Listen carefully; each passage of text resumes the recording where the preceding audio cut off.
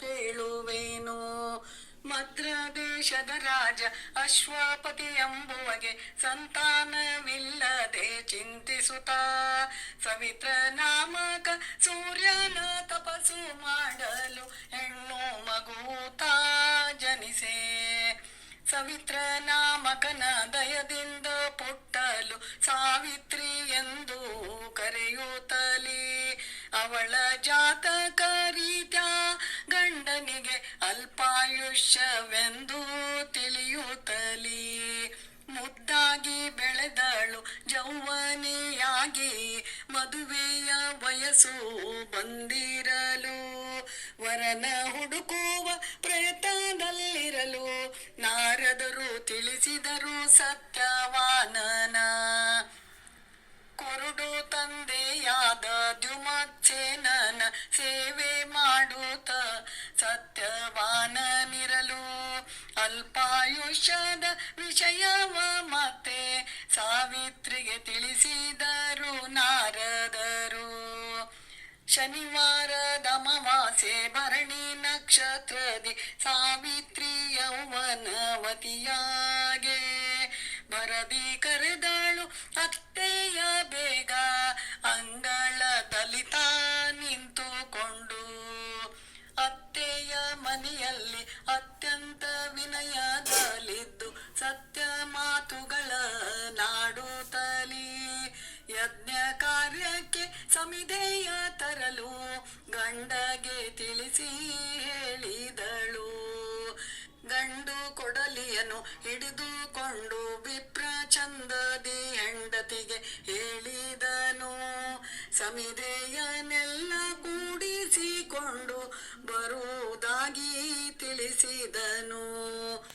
ಹಾಗೆ ನನ್ನ ಬಿಟ್ಟು ಹೋಗಬೇಡಿರೆಂದು ಪಾವಕ ನಾಣೆ ಎನ್ನುತ್ತಲೇ ಪಾವಕ ನಾಣೆ ಎನ್ನುತ್ತಲೇ ಸಾವಿತ್ರಿ ಎದುರಿಗೆ ಬಂದು ನಿಂತಳಾಗ ಶಾಖಪಾಕಂಗಳ ಬೇಗನೆ ಮಾಡಿ ಅತ್ತೆ ಮಾವರಿಗೆ ಉಣಬಡಿಸಿ ಅತ್ತೆ ಮಾವರಿಗೆ ಉಣಬಡಿಸಿ ತಾನು ಸಿದ್ಧಾಗಿ ನಿಂತಳು ಪತಿಯೊಡನೆ.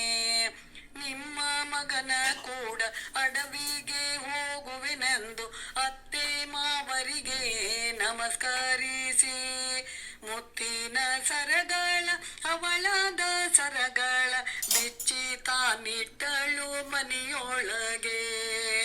ಕಿತ್ತಳೆ ವನಗಳಿರ ಕಸ್ತೂರಿ ಕೊಳಗಳಿರ ಒಪ್ಪದಿ ಹರಿವ ನದಿಗಳಿರ ನಿಂಬಿಯ ವನಗಳಿರ ತುಂಬಿದ ಕೊಳಗಳಿರ ನಮ್ಮ ಪತಿ ಬಂದನು ಎನ್ನುತ್ತ ಅರಳಿ ಹತ್ತಿ ಮರ ಆಲದ ಮರ ನೋಡು ನೇರಳೆ ನಿಂಬೆ ವನವ ನೋಡು ನೇರಳೆ ನಿಂಬೆ ವನ ನೋಡೆ ಸಾವಿತ್ರಿ ಬೋರೆಂಬ ಹರಿವ ನದಿಯ ನೋಡೆ. ಬ್ಯಾಗ ಸಮಿಧಿಯ ತರಬೇಕೆಂದು ಹತ್ತಿದ ಮರವ ಬೇಗ ತಾನು ಒಂದೊಂದು ಟೊಂಗಿಯ ಕಡಿದು ಹಾಕುತ್ತಲಿದ್ದ ಬಂದಿತು ತಲೆನೋವು ಘನವಾಗಿ. ಕಾಗೆಯು ಕೂಗಲು ತಲ್ಲಣಿಸುತ್ತ ಮನದಲ್ಲಿ ಕಾಲನೆ ಬಂದನೆಂದು ತಿಳಿದು ನಾಲಗೆ ಒಣಗಿತು ಬಾಡಿತು ಮುಖವು ಕಸಿವಿಸಿ ಆಯಿತು ಮನದಾಗೆ. ಮರವ ನಿಳಿದ ವಿಪ್ರ ಮಡದಿಯ ತೊಡೆ ಮೇಲೆ ಒರಗಿದ ತಲೆನೋವು ಘನವಾಗೆ. ಕಳವಳಗೊಂಡಳು ಮನದಲ್ಲಿ ತಾನು ಎಲ್ಲಿಂದೆಲ್ಲಿ ವಿಧಿ ತಂತು. ಅಂಬರದ ಯಾನವನೇ ಇಳಿದನು ಯಮರಾಯ ಬಂದೋರ್ಯಾರೆಂದು ನೋಡುತ್ತಲೇ ತೊಡಿಯ ಮೇಲಿದ್ದ ಪತಿಯ ನೆಲದ ಮೇಲ್ಮಲಗಿಸಿ ಯಮಧರ್ಮಗೆ ಬಂದು ವಂದಿಸುತ್ತ.